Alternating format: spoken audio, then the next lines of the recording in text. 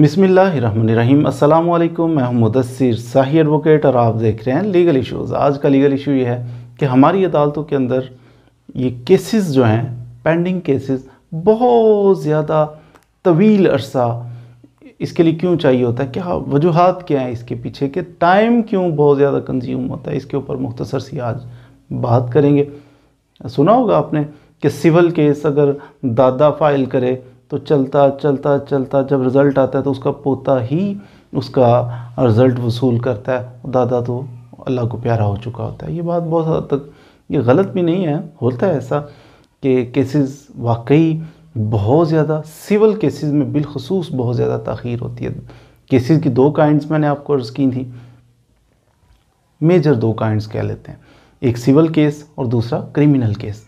Criminal case होता है लड़ाई झगड़ा, ऑफेंस किसी ने कमिट कर दिया, जो पाकिस्तान के अंदर ऐसा अमल किया कि जिसको जुर्म समझा जाता है, तो कानून में जो जुर्म है ये इसको कहते हैं क्रिमिनल। इसने ऑफेंस किया, क्रिमिनल ऑफेंस यानी थाने से रिलेटेड एफआईआर दर्ज होगी कि जनाब इस बंदे ने हमारा ये नुकसान कर दिया, बाजू तोड़ दिया, टांग तोड़ दिया, कत्ल कर दिया, रेप कर दिया या चेक डिसऑनर हो गया, इस किस्म के कुछ ब्लंडर जो बंदा करता है उसको कहते हैं ये जनाब क्रिमिनल केस जो होता है शुरू होता है थाने से, तो यहाँ से प्रोसीड। लेकिन नॉर्मली क्रिमिनल केस जो है ये ज़्यादा लंबा नहीं होता, चंद सालों में ख़त्म हो जाता है। बहुत ज़्यादा वजह क्या है, सिविल केस बहुत ज़्यादा तवील होते हैं।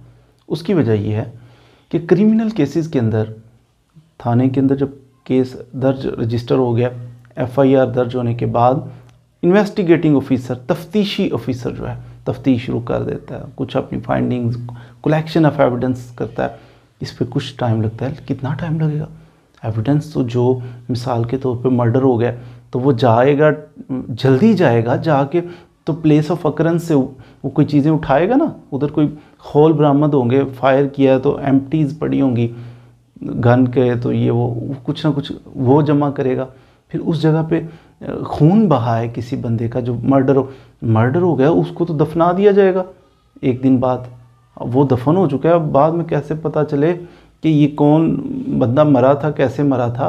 सुनी सुनाई बातों पे तो कोर्ट नहीं चलती ना, कोर्ट कहती वाकई मरा था।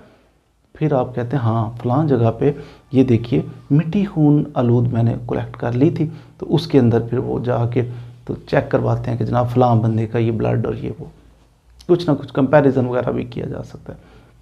दीगर इस किस्म की जो भी उन्होंने एविडेंस कलेक्ट करनी है, सीसीटीवी कैमरा ये वो, तो वो विद इन टाइम, ये नहीं 5 साल बाद जाके मौके से उन्हें मिलेगा क्या। तो इनका काम ही अर्जेंसी वाला है, ये फ़ौरन करेंगे कुछ ना कुछ जाके। फिर कोर्ट है, तो कोर्ट के अंदर भी, क्रिमिनल केसेस के अंदर भी जो कॉमन चीज़ें हैं ना सिविल और क्रिमिनल में जो ताख़ीर का बायस बनती है वो ये होती हैं, नॉन सीरियस एटीट्यूड। अब वकील साहब हैं तो वो पेश ही ना हो, वो क्लर्क को भेजें, जाओ हाज़िरी लगा के वापस आ जाओ, फिर जाओ हाज़िरी लगा के, हर तारीख पे जाए क्लर्क, जाए हाज़िरी लगाए वापस आ जाए। ना करेगा कुछ तो कोर्ट क्या कर लेगी? डंडा पकड़ा हुआ है जो सर में मार देगी कोर्ट। कोर्ट के पास भी बर्डन बहुत ज़्यादा है, 150 केस एक जज के पास लगा हुआ है। जिस जज के पास 150 केस लगा तो उसे क्या ज़रूरत है इसरार करने की और झगड़ा करने की कि ज़रूर ही सुनो, फ़ौरन ही आओ, मैंने सुन के छोड़ना। वो तो सर खुजाने का टाइम नहीं होता। बहुत सारे केसेस होते हैं, 150 केस 200 केस अगर किसी जज साहब के पास लगा है तो वो भी फिर बेचारे फंसे होते हैं। अच्छा कोई डेट मांगता है तो वो भी इशू करता है, चलो जान छूटी। तो बर्डन बहुत ज़्यादा है हमारी अदालतों के ऊपर। इस वजह से भी फिर कोर्ट्स भी बहुत ज़्यादा इस चीज़ पे स्ट्रिक्ट नहीं होती कि फजूल में डेट क्यों डालें। अब ये क्रिमिनल केसेस के अंदर, सिविल केसेस के अंदर डेट पे डेट मिलते जाना, और फजूल इस डेट पे कुछ नहीं हुआ, अगली पे भी कुछ नहीं, उससे अगली। मेरे पास एक केस आया, किया एक आदमी ने, तो मैंने देखा 10 साल तक, 2011 के अंदर एक केस, एक आर्डर हुआ, इन्होंने दरख्वास्त दी है जनाब, इस दरख्वास्त पर अगली तारीख पे बहस होनी है, ये आर्डर हुआ 2010 में, 2011 में। 10 साल गुजरने के बाद जज साहब जो ऑर्डर कर रहे थे पता क्या था, इन्होंने दरख्वास्त दी है उस पर बहस करें। ये 10 साल तक यही ऑर्डर जज साहब करते रहे। क्या है? तो इस तरह भी तरीक़ों पे तरीक़े मिलते। इसका सलूशन ये है कि आप एक तो मुल्क के हालात कुछ बेहतर हो जाएं, अदालतें कुछ ज़्यादा बन जाएं, क्योंकि बर्डन काम का ज़्यादा है। एक जज के पास जहाँ ढेरों केसेस लगे, मिसाल के तौर पे 150-200 केस लगे, उसके पास अगर 50 केसेस लगे हों तो क्वाइट पॉसिबल थोड़ी दिलचस्पी उनकी और बढ़ जाए और वो तवज्जो के साथ हर केस को कुछ ना कुछ टाइम दे सकें। तो मुल्क के हालात बेहतर हों, कोर्ट्स बढ़ जाएं, लेकिन अब कोर्ट्स हम बढ़ाते नहीं हैं। वजह कहते हैं मुल्क क्राइसिस में जा रहा है। जब मुल्क क्राइसिस में जा रहा है, अदालतें ऑलरेडी इतनी सारी, वो कहते हैं ये बड़ी मुश्किल से चला रहे हैं, हम कैसे ऐड कर दें, डबल कर दें इनको, करोड़ों अरबों रुपए का खर्चा फिर वो बढ़ जाएगा, तो अफोर्ड करना थोड़ा मुश्किल हो जाएगा। इस वजह से कोर्ट्स हम नहीं बढ़ा रहे। मुल्क की हालात बहुत डाउन हो चुके हैं।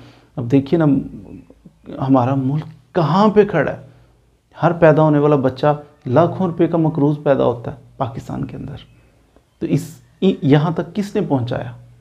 ये मज़दूर किसी ने पहुँचाया?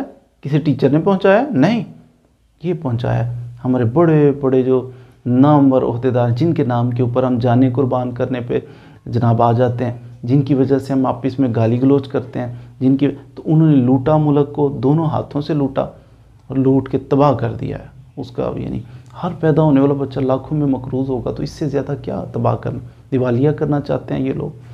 तो ये बेसिक चीज़ गुर्बत है। तो गुर्बत ने मजाक उड़ाया हुआ है हमारे मुल्क का कि अदालतें कम हैं, बोझ ज़्यादा है। तो फिर वो वकला भी इसमें बहुत एक मेजर पार्टिसिपेशन वकला की, उनका नॉन सीरियस एटीट्यूड होता है, अच्छा जी पेश ही नहीं होते, डेटें लेते रहते हैं। तो कोर्ट फिर रिलैक्स थोड़ी सी होती है, कहते चलो लेते रहो फिर। तो इस तरह से फिर हाँ, पार्टीज़ को अगर वो चाहते हैं कि जल्दी, तो हर डेट पे कोशिश करें, जब तारीख हो तो थोड़ी सी ज़हमत आप किया करें, खुद पहुंच जाया करें वकील साहब के पास, उनको खुद जाके कहा करें कि आज केसेस में क्या करना है, कैसे करना है।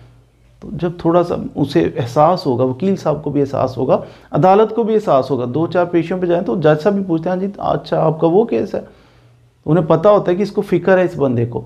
तो फिर जब बंदे की प्रेजेंस हो, उसकी दिलचस्पी शो हो ना, फिर जज साहब भी थोड़े से तेज़ हो जाते हैं, वकील साहब भी थोड़े से एक्टिव हो जाते हैं। तो अगर आप केस दे के खुद घर जाकर सो जाएं तो फिर क्या बनेगा, फिर इसी तरह लिंगर ऑन होते रहेंगे।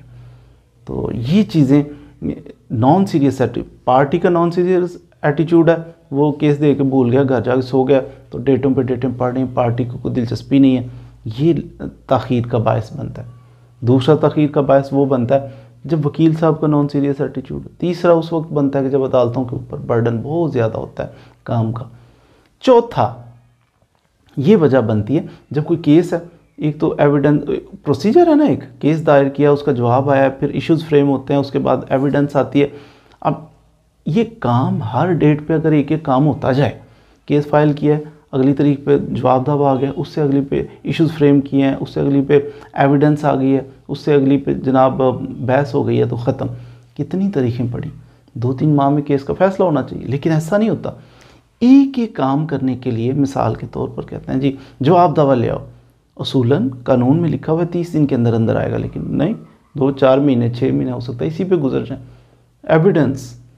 एविडेंस ले आओ, एविडेंस के लिए कोर्ट ने फिक्स किया ना कि एविडेंस लेके आप ले आओ, नहीं, एविडेंस आते आते ही आएगी, 2 साल दिल करे एविडेंस ही ना पहुँचे, अगर आ जाए तो दूसरे वकील साहब उस पर जिरा ही नहीं करेंगे। तो ये लिंगर ऑन सपोज फैसला हो जाए।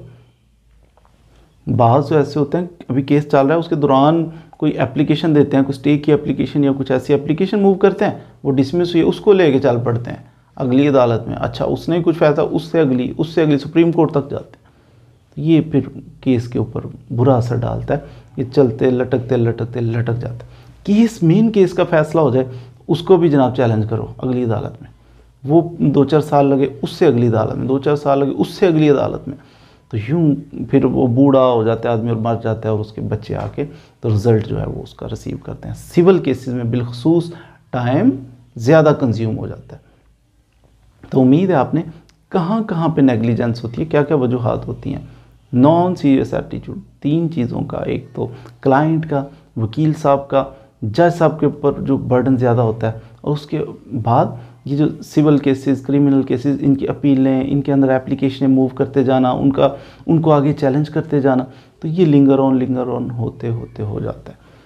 तो इनको कंट्रोल करना चाहे तो किसी हद तक जो है पार्टी वो कंट्रोल कर सकती है, दिलचस्पी शो करे, कहे कि जनाब बार बार हर डेट पे पहुँचे, वकील साहब से रिक्वेस्ट करे, जज साहब से रिक्वेस्ट करे, तो क्वाइट पॉसिबल कि फिर ये सिस्टम थोड़ा सा इम्प्रूव हो जाए। दूसरी बड़ी वजह इसके अंदर जो मैनेजर्स की, कोर्ट्स की तादाद बढ़ा दी जाए, जजेस की तादाद बढ़ा दी जाए, ताकि बर्डन थोड़ा सा काम का कम हो, पार्टियां दिलचस्पी लेना शुरू कर दें, वकील साहब दिलचस्पी लेना शुरू कर दें, फिर हमारा ये टाइम जो बहुत ज़्यादा है तो वो रिड्यूस हो के ना तो 5% से भी कम पे आ जाए।